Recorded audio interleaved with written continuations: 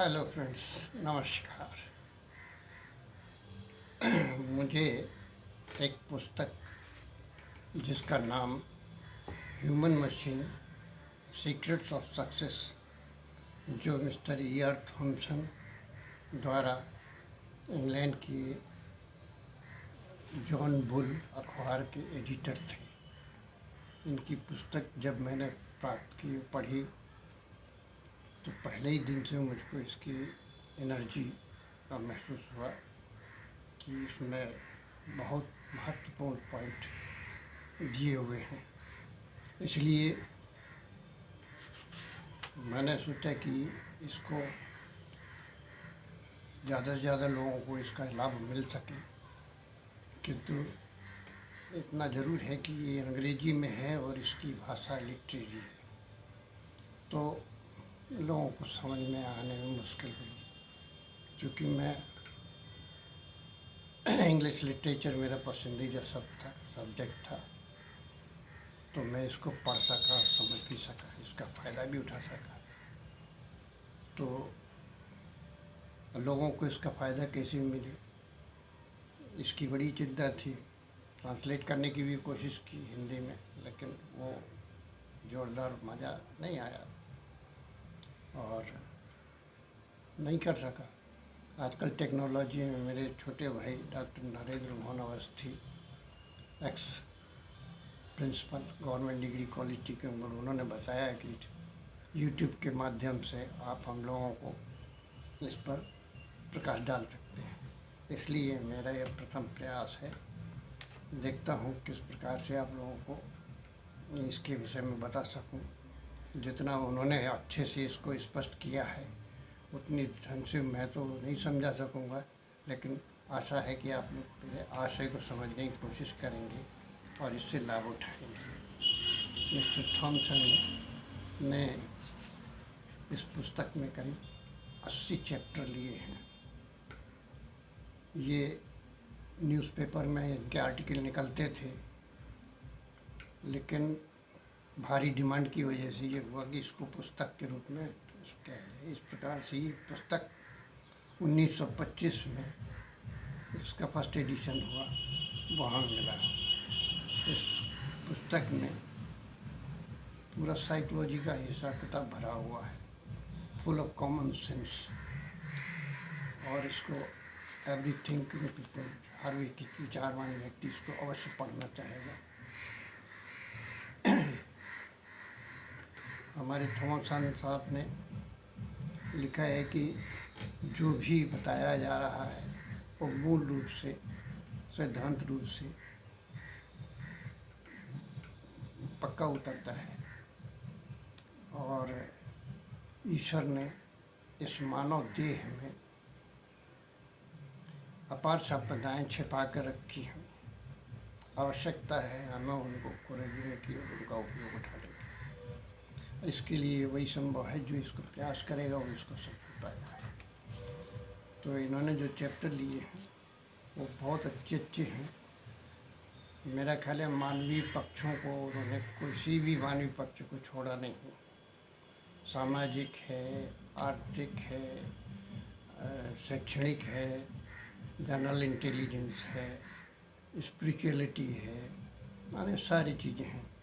इनके टॉपिक है जैसे learn to think, how to get up, be punctual, be interested, don't worry, wasted powers, how to concentrate, ध्यान कैसे लगाएं, पैसा कैसे कमाएं,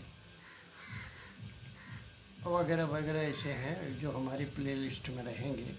मैं एक एक करके इनको लूँगा और 80 होंगे लगभग।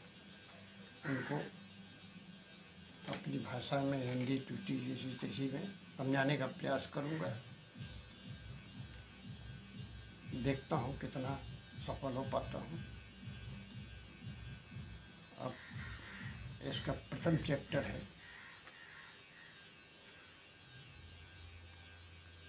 हमारी आदतें।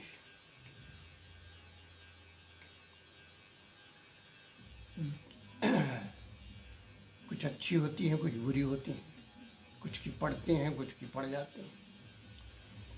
Our repeated action become habit. आदतों से हम सब लोग परिचित हैं। आदतें होती स्वाभाविक, इनके लिए कुछ सोचना नहीं पड़ता है और बिना प्रयास के ये पूरी होती जाती है। और इन आदतों का हमारे जीवन पर बहुत अधिक प्रभाव पड़ता है। ऐसी जो शक्तियाँ हैं जो हमारे जीवन को प्रभावित करती हैं, उनमें से आदतों का विशेष महत्व है। अब आप सोचिए, गौर कीजिए इस बात पर कि सुबह बिस्तर छोड़ने से लेकर रात को फिर बिस्तर में जाने के मध्य हम जितने भी अपने नित्य कार्यक्रम करते हैं वो नित्य होते हैं। इन नित्य क्रियाओं में हमको सोचना विचारना नहीं पड़ता है यदि आदतन होती हैं। लेकिन अगर हमने आदतें नहीं डाली हैं तो स्वाभाविक है कि हम उन्हीं को निपटाने में, सुलझाने में अपना समय व्यतीत करते रहते हैं। ऐसी आदतें बहुत थोड़े कम लोग होते हैं जो ऐसी आदतें डालते हैं, जबकि इनकी आदतें डाल लेनी चाहिए। अगर जो आदतें डाल लेता है उसको न तो किसी प्रकार की मानसिक ऊर्जा का समावेश करना पड़ता है, न शारीरिक, दोनों से वो मुक्त रह सकता है। लेकिन हमने देखा है कि ऐसी आदतें बहुत कम लोग बनाते हैं। अगर 10 कार्यक्रम हम लोग डेली करते हैं तो उनमें 9 ऐसे होते हैं जो नित्य की क्रिया के उसमें आते हैं। जो स्वतः होने वाली क्रियाएँ हैं, इन्हें तो स्वतः हो जाना चाहिए, दे भी उसमें बिकम ऑटोमेटिक, तो बहुत कम लोग बनाते हैं। और इसी में वो अपना समय भी बर्बाद करते हैं, झुंझलाते भी हैं, यार ये नहीं हो पाया, वो नहीं हो पाया, ये नहीं कर पाया, ऐसा नहीं हुआ, वैसा नहीं हुआ। सिर्फ इसके भी एक कारण है कि उन्होंने आदतों के लिए कोई प्रयास ही नहीं किया। अगर उन्होंने आदतें बना ली होती तो ये सारे कार्यक्रम बड़े आसानी से निपटा सकते थे। इन चीज़ों पर सोचने की आवश्यकता नहीं थी। इसका परिणाम होता है कि उनकी मानसिक ऊर्जा और शारीरिक ऊर्जा दोनों का ही उसमें अपव्यय होता है। इसी ऊर्जा को वो अपने किसी विशेष कार्यक्रम के लिए दिमाग शांत रख करके उसका उपयोग कर सकते थे, लेकिन वो ऐसा नहीं करते, ऐसा नहीं किया है। कारण उन्होंने अपनी नर्वस ऊर्जा को, अपनी जो ऊर्जा बनती रहती है बराबर ऑलरेडी, उसको उन्होंने अपने मित्र की जगह अपना शत्रु बना लिया है। इन छोटी छोटी सी बातों में उलझे रहे। जो इस प्रकार का आदमी होता है, जो अपने आदतों को नहीं बनाता रहे, इस तरह का बहुत दुखी होता है, कष्ट झेलता प्राणी होता है।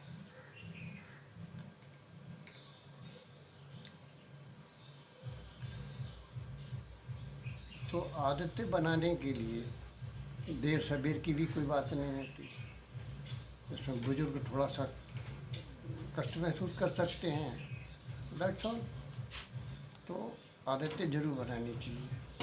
आप देखिए, एक आदमी रोज़ स्कूटर से अपनी ड्यूटी करने जाता है, उसको रोज़ स्कूटर ज़रूरत पड़ती है निकालने की, लेकिन वो चाबी अपनी कभी इधर रखता है, कभी सोफे में है, कभी बिस्तर में है, कभी यहाँ है, कभी वहाँ है। अरे एक आदत बनाई होती है कि एक जगह टांगने की, तो ठीक हो जाता है। एक व्यवस्था देना है अपने जीवन में, अपनी लाइफ में, अपने टाइम टेबल में। अगर सारी सिस्टम से अगर चलने लगे, आदतें ऐसी बना लें, तो वो नित्य क्रियाओं की तरफ से एकदम निश्चित रह सकता है। तो आदतें हमारे जीवन में बहुत महत्व रखती हैं। इनकी आदतें हमें डालनी चाहिए। हम नेक्स्ट कॉल लेंगे, बाय देन, तब तक